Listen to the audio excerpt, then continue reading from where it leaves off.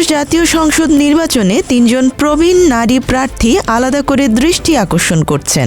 বয়সের দিক থেকে তারা সবাই 70 কিন্তু অভিজ্ঞতা, শিক্ষা ও আর্থিক সক্ষমতায় তারা ভোটের মাঠে অনেক তরুণ প্রার্থীর চেয়েও এগিয়ে। দীর্ঘদিন রাজনীতির ভেতর দিয়ে চলা কঠিন বাস্তবতা খুব কাছ থেকে দেখেছেন তারা। কারো স্বামী ছিলেন মন্ত্রী, কারো সংসদ সদস্য, আবার কারো স্বামী ছিলেন সক্রিয় রাজনৈতিক সংগঠক। ব্যক্তিগত জীবন, পারিবারিক দায় ও সামাজিক প্রত্যাশার চাপ সামলে রাজনীতির দীর্ঘ পথ অতিক্রম করেই তারা আজ জাতীয় সংসদের প্রার্থী।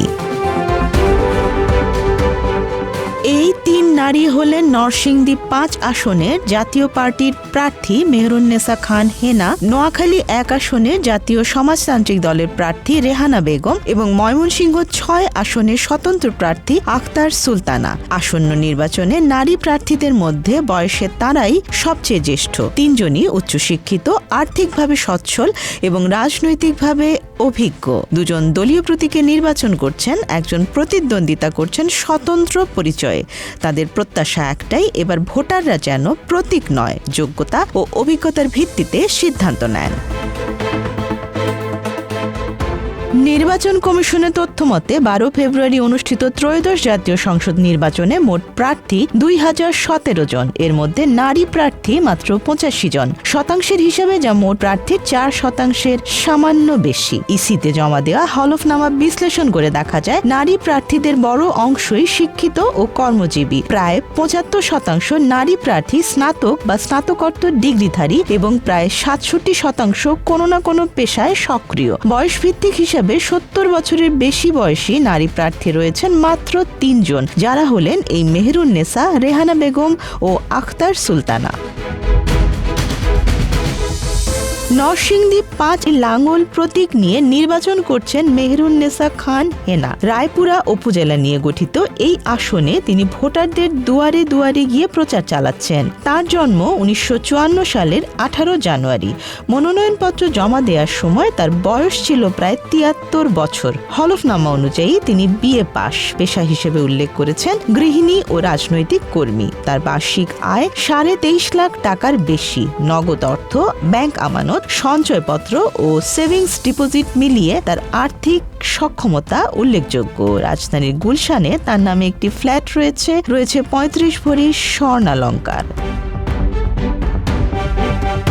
মেহেরুন্নেসার স্বামী ওয়াজেদ আলী খান পন্নী ছিলেন রাষ্ট্রদূত এবং 80 দশকে এরশাদ সরকারের পররাষ্ট্র প্রতিমন্ত্রী। বর্তমানে তিনি বার্ধক্যজনিত অসুস্থতায় ভুগছেন এবং রাজনীতি থেকে দূরে রয়েছেন। মেহেরুন্নেসা 2007 সালে জাতীয় পার্টিতে যুক্ত হন। বর্তমানে তিনি দলের চেয়ারম্যানের উপদেষ্টা। 2018 সালের নির্বাচনে একই আসন থেকে মনোনয়ন পেলেও দলীয় সিদ্ধান্তে প্রার্থিতা প্রত্যাহার করেছিলেন। শিক্ষা ও রাজনীতির পথে নিজের লড়াইয়ের কথা বলতে গিয়ে তিনি বলেন, অল্প বয়সে বিয়ে, বিদেশে স্বামীর কর্মস্থলে অবস্থান এবং পারিবারিক দায়িত্বের মধ্যেও পড়াশোনা চালিয়ে যেতে হয়েছে তাকে। নারীরা জীবনে কতটা ছাড় দেন তা তিনি নিজের অভিজ্ঞতা থেকেই জানেন। তার লক্ষ্য এলাকার নারীদের শিক্ষা ও কর্মসংস্থানে এগিয়ে নেয়া এবং তরুণদের জন্য স্থানীয় পর্যায়ে প্রশিক্ষণ ও কাজের সুযোগ তৈরি করা। নোয়াখালী 1 আসনে জাতীয় সমাজতান্ত্রিক দলের প্রার্থী রেহানা বেগম। তার জন্ম 1955 সালের 20 মে। মনোনয়নপত্র দাখিলের সময় তার বয়স ছিল 70 বছরের বেশি। শিক্ষাগত যোগ্যতা এমএসসি ও এমএস। পেশায় তিনি শিক্ষক ও ব্যবসায়ী। সরকারি চাকরি থেকে অবসর নেয়ার পরও তিনি উন্মুক্ত বিশ্ববিদ্যালয়ে শিক্ষকতা করছেন। পাশাপাশি চট্টগ্রামে তার একটি ব্যবসা প্রতিষ্ঠান রয়েছে। রেহানা বেগমের স্বামী গোলাম জিলানী চৌধুরী ছিলেন জেএসডির রাজনীতিতে দীর্ঘদিন সক্রিয়। তিনি চট্টগ্রাম বিশ্ববিদ্যালয় ছাত্র সংসদের ভিপি ও জিএস ছিলেন এবং 1988 সালে জাতীয় সংসদ নির্বাচনে প্রার্থী হয়েছিলেন। স্বামীর মৃত্যুর পর রাজনৈতিক দায়িত্ব নিজের কাঁধে নেন রেহানা বেগম। হলফনামা অনুযায়ী ব্যবসা, ভাড়া, ব্যাংক আমানত, শেয়ার ও সঞ্চয়পত্র থেকে তার উল্লেখযোগ্য আয় রয়েছে। অস্থাবর সম্পদের মূল্য প্রায় 1.5 কোটি টাকা। ময়মনসিংহ 6 আসনে স্বতন্ত্র প্রার্থী হিসেবে ফুটবল প্রতীক নিয়ে নির্বাচন করছেন আখতার সুলতানা। তিনি 3 জনের মধ্যে সবচেয়ে বয়োজ্যেষ্ঠ। তার জন্ম 1949 সালে 7 এপ্রিল। মনোনয়নপত্র জমা দেওয়ার সময় তার বয়স ছিল প্রায় ৭৭ বছর। তিনি স্নাতকোত্তর ডিগ্রিধারী এবং দীর্ঘদিন শিক্ষকতা করছেন। ফুলবাড়িয়া উপজেলার একটি মহিলা কলেজের অধ্যক্ষ ছিলেন তিনি। তার স্বামী প্রয়াত শামসুদ্দিন আহমেদ এই আসন থেকে দুবার সংসদ সদস্য নির্বাচিত হয়েছিলেন এবং উপজেলা বিএনপির সভাপতি ছিলেন। তার মৃত্যুর পর আক্তার সুলতানা রাজনৈতিকভাবে আরও সক্রিয় হন।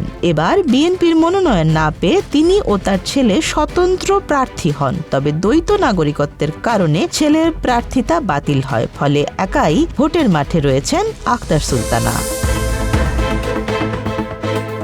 এই ৩ নারী প্রার্থী ভিন্ন ভিন্ন রাজনৈতিক পরিচয়ে ভোটের মাঠে থাকলেও তাদের সংগ্রাম ও প্রত্যাশা প্রায় এক। বয়স তাদের জন্য বাধা হয়নি, বরং অভিজ্ঞতাই তাদের মূল পুঁজি। পুরুষতান্ত্রিক রাজনৈতিক কাঠামোর ভেতরে দাঁড়িয়ে তারা শুধু নিজেদের জন্য নয়, নারীর রাজনৈতিক সক্ষমতার একটি দৃশ্যমান দৃষ্টান্ত হয়ে উঠেছেন। ভোটের ফলাফল যাই হোক, ত্রয়োদশ জাতীয় সংসদ নির্বাচনের ইতিহাসে এই ৩ জন বয়োজ্যেষ্ঠ নারী প্রার্থী ইতোমধ্যেই একটি আলাদা অধ্যায় তৈরি করে ফেলেছেন।